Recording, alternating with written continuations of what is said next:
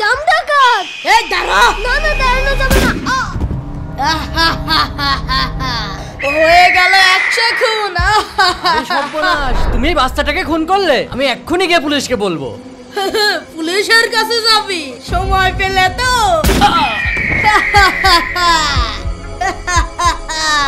আরে আমি তো 101টা খুন করে ফেললাম। এবার তো মনে হয় আল্লাহ আমাকে আর মাফ করবেই না। এটা আমি কি করলাম? হুজুর হুজুর দাঁড়ান। হুজুর আমি এই হাত দিয়ে 101টা খুন করেছি, আল্লাহ কি আমাকে মাফ করবে? শোনো বাবা, 100 কেন, 1 কোটি খুন করলেও ওই আল্লাহ তোমার মাফ করার ক্ষমতা রাখে, কিন্তু শর্ত একটাই, মন থেকে তওবা করতে হবে, আর জীবনে কোনোদিন এই কাজ করা যাবে না।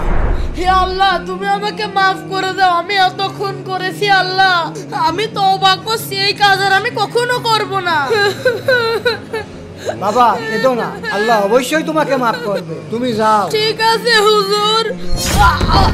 আরে কি হলো? আরে বাবা কি হলো? আরে আল্লাহ, এ তো মারা গেছে। আল্লাহু আকবার। হ্যাঁ? আল্লাহ এই লোকটাকে জান্নাতের মেহমান হিসেবে কবুল করেছেন। সত্যি আল্লাহ ওকে মাফ করে দিয়েছে? মন থেকে মাফ চাইলে আল্লাহ তাআলা সবাইকে মাফ করে দেন। দাদুরা মনে রাখবে, তওবাকারীকে আল্লাহ পছন্দ করেন। নিজাম ডাকাতের জন্য এখনো লাইক করো।